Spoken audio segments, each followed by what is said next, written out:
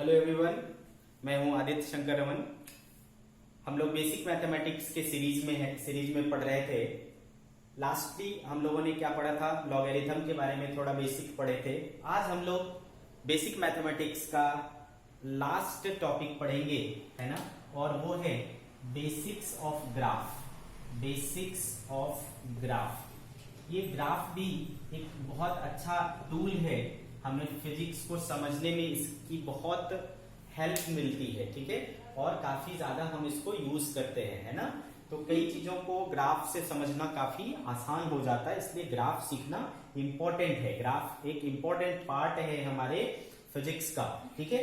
तो we will learn some basic graphs which generally we use in physics, ठीक है? चलो,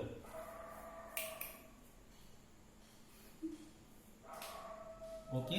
सो सी, बेसिक्स ऑफ ग्राफ में हम इन चार चीजों को पढ़ेंगे। स्ट्रेट लाइन, सेकंड, ठीक है बच्चों? दूसरा जो हम लोग पढ़ेंगे वो है पैराबोला। तीसरा हाइपरबोला, एंड फोर्थ पढ़ेंगे हम लोग इलिप्स पढ़ेंगे, इलिप्स, और एक और पढ़ेंगे हम लोग सर्कल, ठीक है? इनके बारे में कुछ बेसिक्स सीखेंगे हम लोग, ठीक है? तो चलो स्टार्ट करेंगे हम लोग अपना स्ट्रेट लाइन से, ठीक है? स्ट्रेट लाइन से। तो बच्चों, स्ट्रेट लाइन का जनरल इक्वेशन ऑफ स्ट्रेट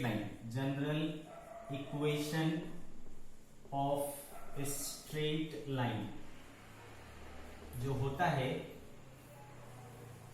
वो होता है बच्चों y equals to mx plus c, ठीक है? This is called general equation of straight line, ठीक है? जनरल इक्वेशन मतलब उसका मैथमेटिकल एक्सप्रेशन हो गया, स्ट्रेट लाइन का मैथमेटिकल एक्सप्रेशन। तो बच्चों, जैसा कि हम जानते हैं कि ग्राफ जो है ना, वो दो क्वांटिटीज के बीच में ड्रॉ किया जाता है, ठीक है? दो वेरिएबल्स के बीच में ड्रॉ किए जाते हैं। उसमें से एक क्या होगा? डिपेंडेंट वेरिएबल होगा और एक इंडिपेंडेंट वेरिएबल होगा। तो इसमें से जो इंडिपेंडेंट वेरिएबल होता है उसको इस एक्सिस पर लेते हैं, और जो डिपेंडेंट वेरिएबल होता है उसको इस एक्सिस पर लेते हैं। समझ गए बच्चों?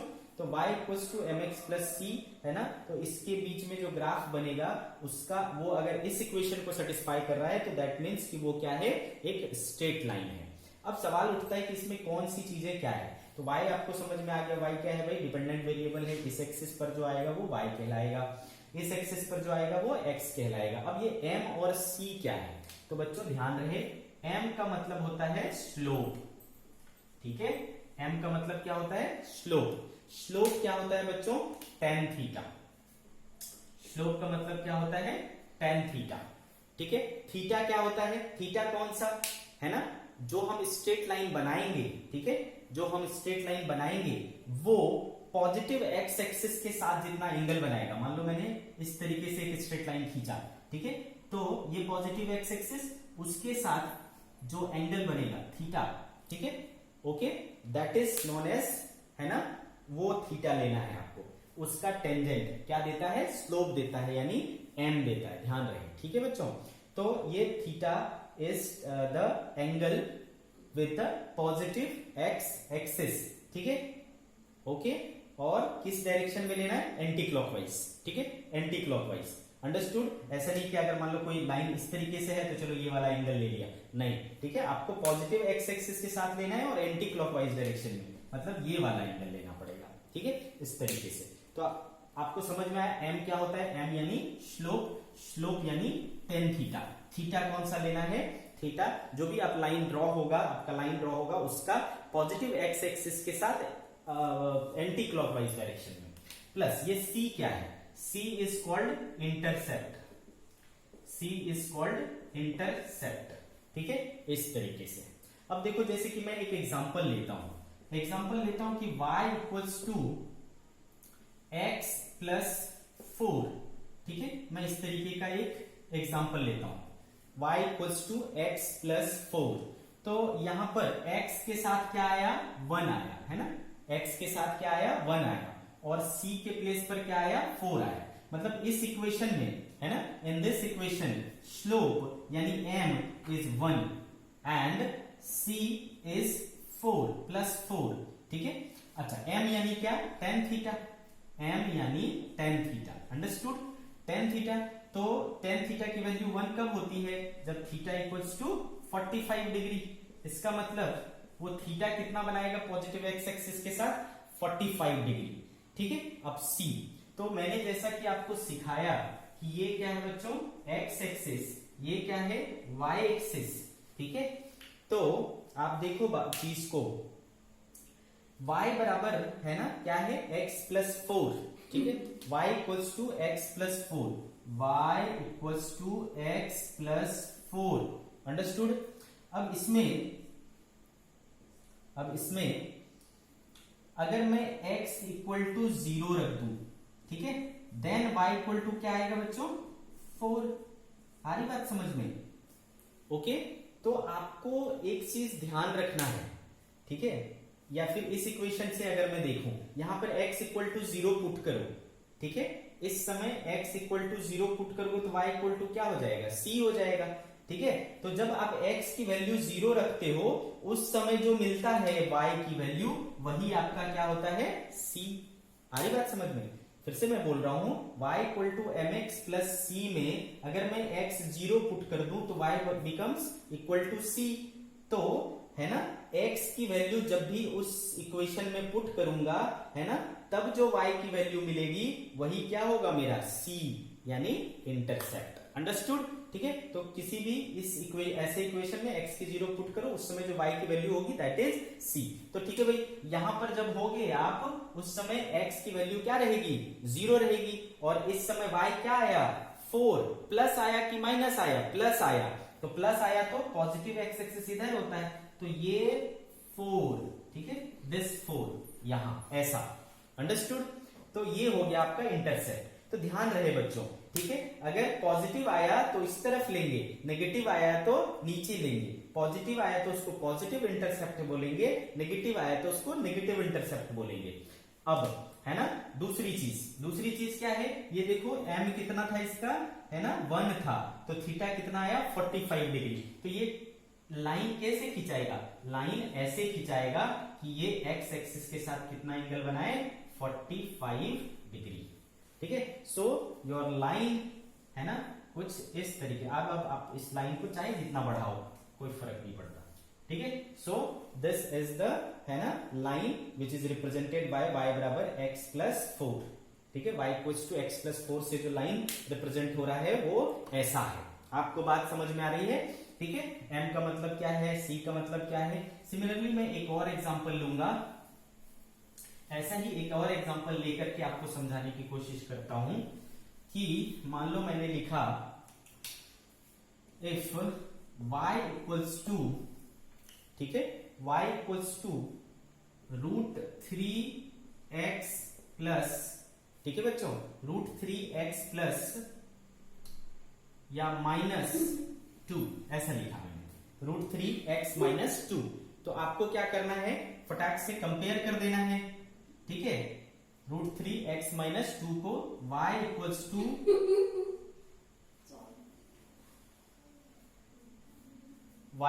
टू mx प्लस c से कंपेयर करना है। ठीक है, तो यहां पर m आपका कितना हो गया बच्चों √3 हो गया। ठीक है, तो देयरफॉर m यानी tan theta is equals to √3। तो देयरफॉर थीटा इक्वल्स टू क्या हो गया बच्चों, √3 कितना होता है 60 डिग्री। तो यहां पर थीटा मिल गया आपको 60 डिग्री। अब मैंने बोला c देखो कंपेयर करो, c के बदले क्या आ रहा है बच्चों -2। ठीक है, तो c इज -2। ओके, तो चलो इसको ड्रॉ करने की कोशिश करते हैं। सो अब इस बार दिख रहा है कि c क्या आया, माइनस आया, मतलब इस तरफ आएगा, है ना, नेगेटिव y पर, तो ये हुआ आपका -2। ठीक है, और एंगल कितना बना रहा है वो, तो आपका ग्राफ क्या हो जाएगा बच्चों इस तरीके से, है ना, क्योंकि एंगल कितना है 60 degree, this angle is 60 degree. ठीक है, तो आपको है ना, यहाँ पर आपने y लिया, वहां पर आपने x लिया, इस तरीके से आप क्या हो गया, आपका ये लाइन हो गया। अब इसको आप कितना भी एक्सटेंड कर सकते हो, है ना, चाहे जितनी, कोई फर्क नहीं पड़ता, ठीक है। तो this way you have to draw a straight line, understood. अब मैं इसको कुछ जनरलाइज करता हूं थोड़ा, इसके केसेस लेकर के, ठीक है। चूंकि जनरल इक्वेशन क्या है, y equals to mx plus c, this is general equation. अब इसको हम लोग, कोई जरूरी नहीं है कि ये हमेशा c हो, m की वैल्यू कुछ भी हो सकती है इस तरीके से। तो मैं केस बना लेता हूं इसका, केस 1, इफ, ठीक है बच्चों, इफ c इक्वल टू 0, यानी इंटरसेप्ट ना हो तो क्या होगा, इंटरसेप्ट ना हो तो क्या होगा, then if c equals to 0, then y equals to क्या रह जाएगा बच्चों, ओनली m इंटू एक्स। अब c चूंकि 0 है, यानी इंटरसेप्ट क्या है, 0 है। इंटरसेप्ट यानी y एक्सिस पर किस पॉइंट पर कट करेगा, यही मतलब हुआ, y एक्सिस पर किस पॉइंट पर कट करेगा। तो y एक्सिस पर किस पॉइंट पर कट करेगा, 0 पे, तो मतलब ये कहां से पास होगा, ओरिजिन से पास होगा, ठीक है। तो इस फॉर्मेट में अगर आपको इक्वेशन दिख रहा है ना, y equals to mx, y equals to mx, जिसमें m क्या है बच्चों, स्लोप क्या होता है, कांस्टेंट, तो y is directly proportional to x, ठीक है। तो जब भी y directly proportional to x का रिलेशन मिले, मतलब आपको क्या है, स्ट्रेट लाइन बनाना है, और स्ट्रेट लाइन बनाना है, अगर इंटरसेप्ट नहीं है तो वो कहां से जाएगा, ओरिजिन से जाएगा, ठीक है, ओरिजिन से जाएगा, इस तरीके से, समझ गए बच्चों। अब देखो ये y हुआ, ये x हुआ, अंडरस्टूड। तो बच्चों अभी जो थीटा बन रहा है, थीटा वो कितना है, तो थीटा मैंने बोला हमेशा x एक्सिस के साथ पॉजिटिव में, और घूमना कैसे, anti clockwise. So this is the angle, है ना, थीटा। अब ये एंगल ऑब्वियसली दिख रहा है कि ये थीटा क्या है, लेस देन 90 डिग्री है। अगर लेस देन 90 डिग्री है बच्चों एंगल, तो टेन थीटा क्या आएगा, आप याद करो, है ना, tan theta less than 90 degree, यानी फर्स्ट क्वाड्रेंट पे 10, यानी ऑल, है ना, फर्स्ट क्वाड्रेंट में सभी पॉजिटिव होते हैं, तो 10 क्या आएगा, पॉजिटिव आएगा, तो उस समय m क्या रहेगा, पॉजिटिव, ठीक है। तो ये जो है, ये ग्राफ है इसका y equals to m into x का, समझ की बात को, y बराबर m इंटू एक्स का ग्राफ है, ठीक। सिमिलरली अगर मैं ऐसा ले लूं, ठीक है बच्चों, case 2, if c equal to 0 और y बराबर मान लो माइनस एम एक्स आ जाए, and y equals to minus m x, ठीक है बच्चों, माइनस एम एक्स। अब यहां पर x के साथ क्या लगा हुआ है, माइनस m, मतलब अब जो स्लोप है वो क्या है, नेगेटिव है, अंडरस्टूड। अब जो स्लोप है वो क्या है, नेगेटिव है। तो स्लोप नेगेटिव का क्या मतलब है, ध्यान से देखिए, स्लोप नेगेटिव का क्या मतलब है, क्योंकि अब देखो यहां पर क्या ये है, क्या इंटरसेप्ट है, क्या नहीं है, इंटरसेप्ट नहीं है, तो अभी भी ये कहां से पास होगा, ओरिजिन से पास होगा, ठीक है। तो y और ये x, ठीक है, ओरिजिन से पास होगा, लेकिन कैसे, तो ऑब्वियसली स्लोप क्या है, नेगेटिव, स्लोप नेगेटिव है, तो ये एंगल क्या बनाएगा, ग्रेटर देन 90 डिग्री, ठीक है। तो इसका जो ग्राफ पास होगा वो ओरिजिन से पास होगा और इस तरीके से पास होगा, तभी तो ये पॉजिटिव एक्स एक्सिस के साथ एंटी क्लॉकवाइज घूमने पर जो एंगल मिलेगा थीटा, वो ग्रेटर देन 90 डिग्री होगा। ग्रेटर देन 90 डिग्री होगा मतलब आप सेकंड क्वाड्रेंट में घुस गए, सेकंड क्वाड्रेंट में 10 की वैल्यू क्या होती है, नेगेटिव, तो स्लोप क्या हो गया, नेगेटिव, ठीक है। तो ये जो ग्राफ है वो किसका है, y बराबर माइनस ऑफ एम एक्स, ठीक है बच्चों, नेगेटिव स्लोप का, समझ गए। तो इस तरीके से आपने दो चीजें समझी। अब तीसरी चीज, केस 3 ले लेते बच्चों, अगर इंटरसेप्ट भी हुआ तो, case 3 if c not equal to 0, तो भाई मान लो मैंने लिया y equal to m x plus c, ठीक है। अब c है, अब c पॉजिटिव भी हो सकता है, c नेगेटिव भी हो सकता है। अभी मैंने c क्या लिया, पॉजिटिव, m भी क्या है, पॉजिटिव, तो m डिसाइड करता है बच्चों, m पॉजिटिव रहेगा मतलब पॉजिटिव स्लोप रहेगा, तो एंगल क्या रहेगा, लेस देन 90। m अगर नेगेटिव हो गया तो मतलब क्या हो गया, नेगेटिव स्लोप मतलब थीटा जो है वो ग्रेटर देन 90 हो जाएगा। समझ गए बात को? चलो देखते हैं, तो इसको हम लोग कैसे ड्रॉ करेंगे। तो इसको ड्रॉ करने के लिए y x, ठीक है बच्चों, प्लस सी है ना, तो आप ऊपर लेंगे, ठीक है, यहां मान लो, ठीक है, दिस इज c। और पॉजिटिव स्लोप है तो एंगल क्या बनेगा, x एक्सिस के साथ लेस देन 90 डिग्री, तो मान लो ऐसा, ठीक है। तो आप इसको चाहो तो एक्सटेंड कर लो, ठीक है, तो ऐसा आपका ग्राफ बन जाएगा, ठीक है, ये थीटा है ना, अंडरस्टूड। तो इस तरीके का आपका ग्राफ बनेगा y equal to mx plus c के लिए, y equal to mx plus c, ठीक है। सिमिलरली केस 4, अगर हमने मान लिया c क्या है, नेगेटिव है, c is not equal to 0, c greater than 0 यानी पॉजिटिव है। अब यहां पर क्या ले लिया मैंने, c लेस देन 0 यानी नेगेटिव, देन y क्या हो जाएगा बच्चों, y equals to mx minus c. तो चूंकि बच्चों अभी भी स्लोप क्या है, m क्या है, पॉजिटिव ही है, तो फिर वो क्या बनाएगा, लेस देन 90 डिग्री ही बनाएगा, ठीक है, वो अभी भी लेस देन 90 डिग्री ही बनाएगा। लेकिन c क्या आ गया, नेगेटिव, इंटरसेप्ट नेगेटिव मतलब माइनस y एक्सिस पर चला जाएगा, नेगेटिव y एक्सिस पर चला जाएगा, x और y, ठीक है। तो माइनस सी है ना, इधर कहीं है सपोज, ठीक है, तो यहां से पास करेगा बच्चों, ठीक है, एंगल क्या बनेगा, अभी भी less than 90 degree, understood, less than 90 degree, तभी तो m पॉजिटिव आएगा। तो ये हो गया फोर्थ ऑप्शन है ना, y equals to mx minus c के लिए। अब एक और क्या बना सकते हैं हम, कुछ और ऑप्शंस ले सकते हैं for fifth case we will take. अब स्लोप, अगर अभी तक हमने क्या लिया, स्लोप पॉजिटिव लिया, स्लोप को नेगेटिव कर सकते हैं, केस फिफ्थ, ठीक है। If y equals to minus mx plus c, अब स्लोप क्या हो गया, नेगेटिव और इंटरसेप्ट क्या है, positive, so we can draw it x y, intercept positive है बच्चों, तो इधर कहीं आएगा, तो ये c हो गया, और स्लोप क्या है, नेगेटिव, तो स्लोप नेगेटिव कैसे बनेगा, है ना, इस तरीके से, तभी ये एंगल क्या होगा, greater than 90 degree, theta greater than 90 degree.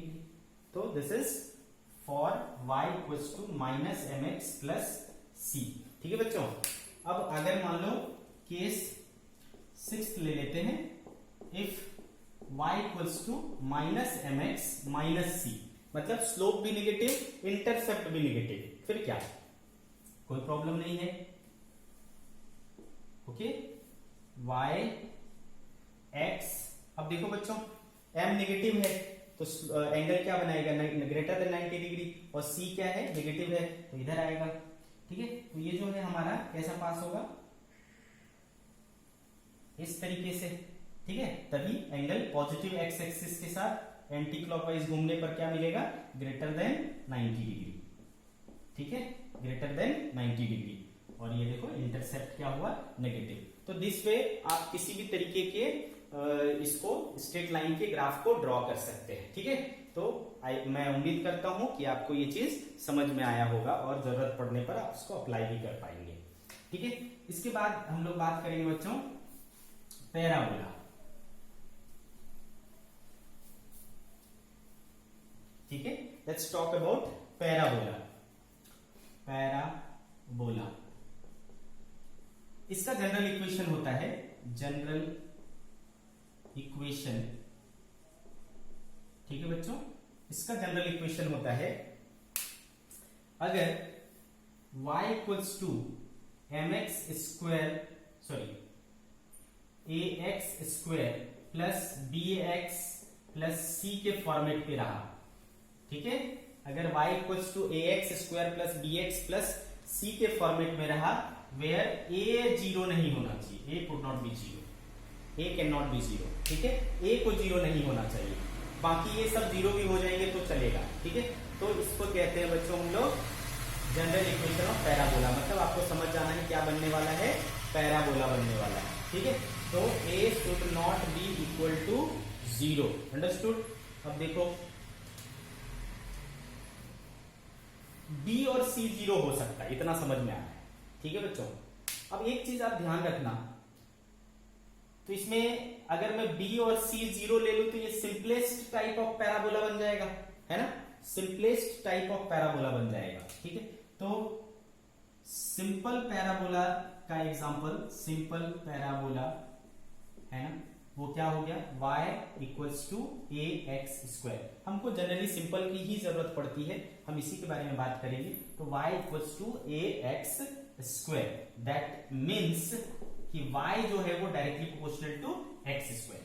इसके पहले जो स्ट्रेट लाइन पढ़ा वहां क्या था, y directly proportional to x। तो ध्यान रहे बच्चों, डायरेक्टली प्रोपोर्शनल टू x आया तो पैराबोला, ठीक है, और directly proportional to x square आया, sorry directly proportional to x आया तो straight line, directly proportional to square आया तो क्या आएगा, पैराबोला, ठीक है। अब ये बात समझो, y directly proportional to x square, y equals to x square, इसका जो ग्राफ बनता है बच्चों, ग्राफ, ठीक है, ये y हुआ बच्चों, ये x हुआ, तो इसका जो ग्राफ बनता है वो कुछ इस तरीके से बनता है,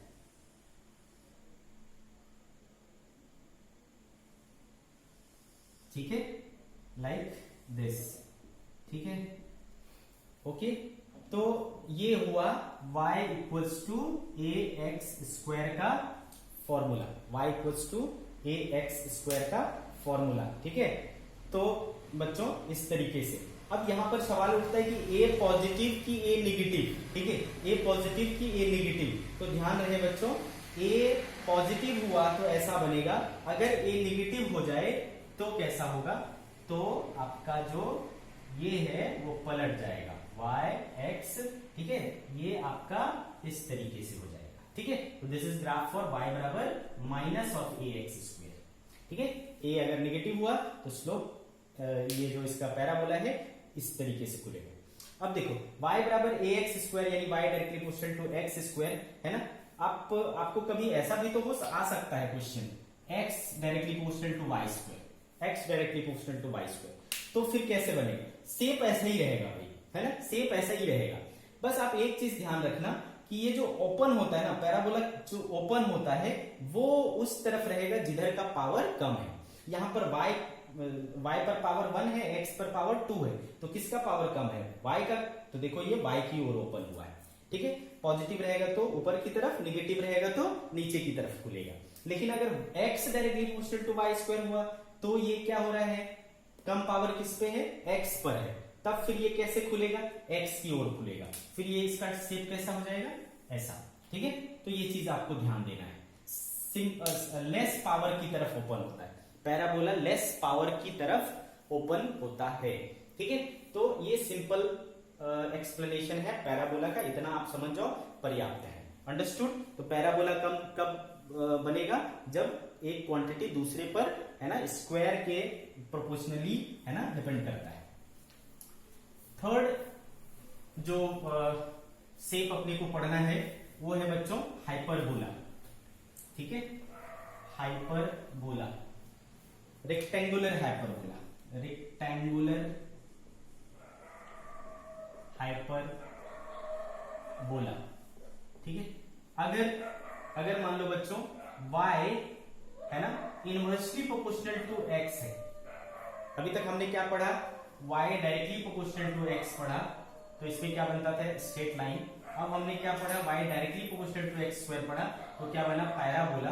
और अगर y inversely proportional to x बना हुआ तो क्या बनेगा, हाइपरबोला, रेक्टेंगुलर हाइपरबोला, ठीक है। तो बच्चों यहाँ पर अगर मैं ऐसे लिखूं y इक्वल्स टू, चाहूं तो मैं कोई कांस्टेंट दे सकता हूं c अपॉन x, यहाँ पर कांस्टेंट होना चाहिए, y और x में कैसा रिलेशन आना चाहिए, इनवर्स। तो फिर आपका जो ग्राफ बनेगा बच्चों रेक्टेंगुलर हाइपरबोला बनेगा। रेक्टेंगुलर हाइपरबोला क्या होता है, ये होता है, इसका शेप कुछ इस तरीके से आता है, y और x, ठीक है। अब ये एंड होगा कि नहीं, ये एंड नहीं होगा, कहां तक जाएगा, इन्फिनिटी तक, इन्फिनिटी तक, ठीक है। ये किधर जाएगा, इन्फिनिटी तक, ये भी किधर जाएगा, इन्फिनिटी तक, ठीक है। क्यों ऐसा, क्योंकि जब आप इसके पास पहुंचोगे तो है ना x 0 हो जाएगा, x 0 तो y क्या हो जाएगा, इन्फिनिटी। सिमिलरली इधर जाओ, यहाँ नीचे आ जाओगे तो y 0 होगा तो x क्या हो जाएगा, इन्फिनिटी, ठीक है। तो ये होता है रेक्टेंगुलर हाइपरबोला, अंडरस्टूड। इसमें और ज्यादा बहुत कुछ नहीं करना है अपने को, इतना ही समझना है कि कब क्या बनने वाला है। इसके अलावा बच्चों इलिप्स, इलिप्स ये क्या होता है समझो, इस तरीके का जो शेप होता है इसको हम लोग क्या बोलते हैं, इलिप्स बोलते हैं, ठीक है बच्चों, इसको हम लोग इलिप्स बोलते हैं। इसमें दो प्रकार के एक्सिस होते हैं, इसको मेजर एक्सिस बोलते हैं और इसको माइनर एक्सिस बोलते हैं, ठीक है। इसको मेजर एक्सिस और इसको माइनर एक्सिस। तो चलो इसको एक्स एक्सिस पर दिखाएं, इसको वाई एक्सिस पर दिखाएं, ठीक है बच्चों। ये दूरी मैंने मान लियो ए ले लिया और ये दूरी मान लो मैंने बी ले लिया। तो चूंकि ये कंप्लीट क्या था, मेजर एक्सिस, और ये उसका आधा है, तो इसको बोलते हैं बेटा सेमी मेजर एक्सिस। और ये इसका माइनर एक्सिस है, छोटा वाला माइनर एक्सिस, और ये उसका आधा है, तो सेमी माइनर एक्सिस। तो a is semi major axis, b is semi minor axis, ठीक है। तो अगर आपको इस प्रकार का रिलेशन दिखता है, y square by b square plus x square by a square is equal to 1, तो आपको समझ जाना है कि ये कैसा शेप बनेगा, इलिप्स शेप बनेगा, ठीक है, इलिप्टिकल शेप बनेगा, ठीक है, जिसमें ए और बी कोई कांस्टेंट हो सकता है, ठीक है। तो यहां जो होगा वो वाई पर का सेमी एक्सिस होगा और ये जो होगा वो एक्स पर का सेमी एक्सिस होगा, बस इतना आपको ध्यान रखना है। तो ऐसा जब भी इक्वेशन दिखे तो आपको समझ जाना है, एक्स और वाई अगर इस तरीके से डिपेंड हो रहे हो तो समझ जाना है आपको कि आपने एक इलिप्स बनाना है, इलिप्टिकल शेप बनाना है। सिमिलरली इसमें हो जाता है बच्चों सर्कल, सर्कल, ठीक है। सर्कल के लिए अब देखो, सर्कल में इसी का क्या हो जाता है, ए और बी बराबर हो जाता है ना, ए और बी बराबर हो जाएगा, समथिंग इक्वल टू आर। तो जब मैं ऐसा करूंगा तो ये बेटा यहाँ पर आर स्क्वायर रख सकता हूँ, यहाँ पर आर स्क्वायर रख सकता हूँ, दोनों किधर चला जाएगा, इधर। तो y square plus x square बराबर क्या हो जाएगा, आर स्क्वायर। अगर ऐसा इक्वेशन आ रहा है तो आपको समझ जाना है क्या बनने वाला है, सर्कल बनने वाला है, ठीक है। तो इतने शेप अपने को जनरली पढ़ना पड़ता है, इसको आप रिमेंबर होना चाहिए, मेमोराइज होना चाहिए, ठीक है, ताकि हम जरूरत पड़ने पर इसको यूज कर सके, ठीक है।